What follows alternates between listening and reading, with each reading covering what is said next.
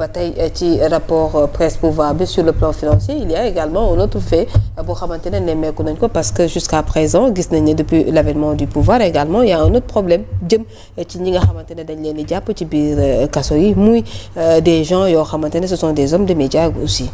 en tout cas ci les méthodes yi nga xam ne moom la ñu xam ci ñi nga xam ne dañuy jëm ci dictature presse ci la bokk. tuer la presse ci la bokk quand on veut installer une dictature on détruit la presse loolu mooy dëgg te ñii nag dañoo dem ba léegi ne bëtuwuñu quoi jàpp ay journalistes tëj ay chroniqueurs tëj mais loolu boo demee ba tiital ñëpp wala jàpp ñëpp la mooy des c'est effacé boo ci dollee le fonds d'aide à la presse là tudd évoqué ngeen ko léegi c'est la deuxième année génn il n'en parle même pas te pourtant c'est voté dans le budget li ci gën a métti du loo xam ne dañ koy may journaliste yi seen wareef la bon c'est vrai que ça n'a pas d'impact dans les grands organes de presse comme Sen TV 40 millions yi ngay jox organe bu fekkee nit ki par exemple 160 millions 200 millions mooy salaire am nga jox ko 40 millions. même pas le cas. même pas loolu ban impact lay am ci. c'est vrai que aussi boo ko déggee des fois on donne l'impression que c'est boo ko joxee presse bi rek voilà. te yooyu fondet bi dafa ngandee dafa loolu ça ne couvre même pas les frais de carburant man gëm naa ne ci kër gi. internet bi ca dëgg-dëgg boo jëlee internet ak courant nga boole ko. qu'est-ce que cela parce que facture courant lu mu gàtt des fois. mais am na benn organe de presse bu ndaw bu nekkee fee au moins mën na ci impact tuuti pour les autres parce que les organes n'ont pas les mêmes volumes. mais quelqu'un ci loolu nga xam ne amul njëriñ nga am néeg bu toll ni nga téye ko ba pare di ci bàkku nag noonu dañuy toog di ci bàkku quoi di ko ndamoo waaw ñoo leen joxul fonds d'aide à la presse bi. ils vont souffrir. waaw jàpp nañu Badara Gadiaga jàpp nañu Abdou Nguer quand même l'État du Sénégal dans sa majesté dans sa grandeur ay ministres am ay députés am dans les salons dans les couloirs. di naan tëj nañu la miñam du wax mais di gàcce la ci suñu Sénégal ngay jàpp ay journalistes muy nekk ndam c'est comme si dañ la jox benn lance-pierre nee la songal gaynde gi quoi nga war ko cee dominer war ko cee maîtriser jàpp ko takk ko yenu ko yóbbu ko ci ëtt dëkkam ne leen maa ngi ni je suis revenu avec mon lion vivant te xosuma alors que benn journaliste nga jàpp tëj ko mais gàcce la ci suñu démocratie. loolu mooy dëgg maintenant Fatima waaye mbéjum kanam borom ma koy fajal boppam man loolu laa gëm bu nit toogee ci télé nee la dama lay effacer te dinaa la xeex wax ko nii en direct mais da ngay toog di ko mu lay écraser da ngay noppi mais la presse aussi a des moyens de pression mais maintenant qu'est-ce que tu vas faire qu'est-ce qui va arriver nous allons nous taire quoi toog di seetaan gars yi di ñu fontoo di ñu fowe bu ñu defee communiquer ils n'ont même pas la honte de nous transmettre les communiqués ils le font tous les soirs parce que vous voyez les communiqués qu'ils transmettent à la presse des lettres d'information qu'ils envoient à la presse bu presse bi juumee tuuti ñu ñaxtu juum tuuti rek ñuy aalu ce n'est pas normal la presse n'a plus de crédibilité la presse alors que yow tu ne soutiens pas cette presse-là à se former benn tu ne l'aides pas à rester debout tu ne l'aides pas à garder sa dignité et toi tu te dis démocrate nga dem ba France l'une des plus grandes démocraties de l'Europe nga ne yow ton pays est un pays bon à investir que le marché est ouvert nous avons une démocratie éprouvée au moment où l'État pendant ce temps l'État doit des millions des millions à la presse voilà des millions voilà. Oui. Et à côté, tu emprisonnes des journalistes. Pire, tu emprisonnes des chroniqueurs.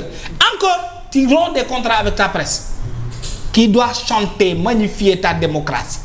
Presse boobu nga xam ne moo la war a wone ci àdduna bi moo war a taxaw ne kat président Bassirou Diomaye Faye fii un président modèle démocrate qui a renforcé la presse. Lan la Bassirou posé comme acte pour renforcer la presse sénégalaise. Je ne parlerai pas d'Ousmane Sonko dans cette affaire-là. J'indexe directement le président de la République. C'est à lui de garantir le respect de tous ces articles dans notre constitution qui dit que le président de la République doit. Qui disent que la presse a tel, ainsi de suite. Nous ñëpp lire nañu article yi. Parce que le droit à l'information, c'est un droit qui est spécifique et particulièrement sous la responsabilité du président de la République. Le peuple doit être informé. de ce qui se passe dans ce pays-là. Et pour que peuple boobu am information, mais il faut que la presse reste debout. Il faut que cette presse-là existe. Il faut qu'elle s'épanouisse. Il faut que mu am liberté d'action dem ak ñëw li koy maye mooy ñi nga xam ne dañuy liggéey ci organe de presse yi ñuy mën a jot salaire comme il se doit. Parce que encore une fois j'ai entendu un ministre dire que oui quand la presse ne peut pas faire de revenus elle n'a qu'à fermer. Ma ne ko regardez-moi son nullard là. Est-ce que la presse a pour but de faire des revenus, des recettes? Mais là c'est pas ça la finalité, le but de la presse. La presse c'est d'aller à la quête de l'information, la traiter, la vérifier, de la partager au peuple. Loolu kese la. Maintenant ñi ñëw ci kër yi il faut que mën a déplacer wu. Le minimum c'est de pouvoir assurer le transport à ces journalistes là, à ces techniciens de presse. C'est à cela que s'attellent les patrons de presse. Effectivement. Et c'est l'État qui doit les soutenir pour que ñu mën ko def. C'est l'État à défaut de leur donner ces moyens-là, mais de permettre à la presse mu mën a am possible environnement des affaires bi mu mën a propice à la presse. Mais qu'est-ce qu'ils font? Ils vont même, et je suis certain, ils vont même menacer certains patrons. Parce que xam naa fi benn patronat fii benn entreprise dafa ne journaliste bi bon on pourra collaborer travailler sur le Saint-Coran. Mais attention sama produit bu leen ko jàllale ci ay émission politique. Bu leen ko jàllale ci ay émission politique, travaille à avoir d'autres concepts, mais bu mu jàllu ci ay émission politique. Parce que vous comprenez les sorciers qui sont arrivés au pouvoir. Mais quand on arrive à ce point-là, quand même, ce n'est même pas à l'honneur de Bassirou Diomaye Faye. Il faut oser le dire. Bassirou, vous êtes jeune. Vous am nga way boo war a bàyyi histoire ndax sa njaboot yii di màgg say mbokk suba boo demee à la fleur de l'âge, pas à la fleur de l'âge, à tes 50, à tes 70 ans, 80 ans. Mais Bassirou internet day des fii li Kandé di wax fii tu pourrais le revoir dans 50 ans après. Loolu ngay dégluwaat dafa la war a créer ci yow fierté. Mais voilà l'histoire retiendra. Loolu mooy dëgg mais Bassirou na xalaat loolu. C'est ce que je dis aux magistrats. Les décisions de justice que vous prenez, ces gens que vous envoyez en prison, et vous savez dans votre intime conviction, ils ne méritent même pas les couloirs du parquet. Mais vous fermez les yeux, vous les amenez en prison. Demain, ça vous rattrapera au milieu de votre lit.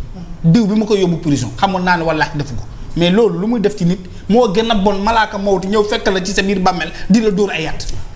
Mais loolu mooy dëgg il faut que les gens pensent aux legs. Li ngay bàyyi génération à venir, c'est ces générations là, tu as tes enfants, tu as tes épouses, tu as tes petits-fils qui vont lire l'histoire ou bien qui vont se raconter l'histoire. Mais vous avez une seule décision, c'est que je vais écraser, je vais détruire, je vais effacer, ils ne vont pas exister parce que je suis au centre du monde. Il n'y a pas un seul être humain qui est au centre du monde. Nous sommes tous appelés à disparaître et à partir, mais on a quelque chose à laisser. Loolu ñuy bàyyi fii dañuy fexe ba mu rafet, c'est l'héritage. Xam nga lu ma ciy dolli c'est juste que pour xeex benn organe si ñaari côté lay doon takkal biiram ba mu dëgër fait partir les icônes et la question je me pose maintenant mooy sur les démissions organes réputés yi fi nekk combien de personnes ont quitté avec des lettres de démission vides sans argument sans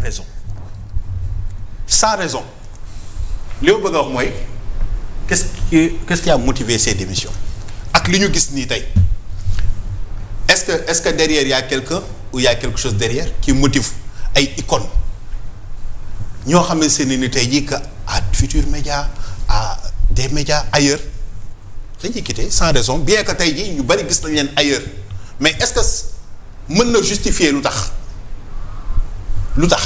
parce que dafa am lu bari lu commencé feeñ kenn ku ci nekk boo xoolee figure bi ak parcours am ak position bi mu amoon da ngay xam ni c'est un politicien déguisé mais est-ce que ça valait la peine mu démissionner est-ce que c'est pour xeex ces organes ou dañ leen a fait faire démissionner à contre-cœur parce que aussi xel jëriñu lu dul xalaat des démissions à la plus finir muy fii muy feneen et chaque fois ngeen dem organe bi day s'adapté wu indi des remplaçants yu gën a saf yu gën a métti et yow mi dem après est-ce que yaa perte wala organe bee perte.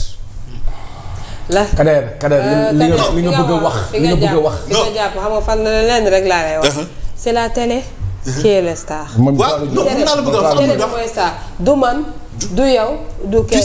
tu sais Fatima ñun xam nañ loolu. xam nañ loolu. voilà c'est le médium mais en fait qu'est-ce qui se cache derrière la question mooy. qu'est-ce qui se cache derrière. ce qui se cache mooy li nga bëgg a mooy sénégalais yi xam na li ngay wax ñun ñii xam na li ngay wax. li nga bëgg a wax mooy kaa ñu wax la presse bi musul am jafe-jafe lu dul ba ñu commencé ba yenn ñi osé ne damaa bokkoon ci projet bi da koy wax ñu déglu la.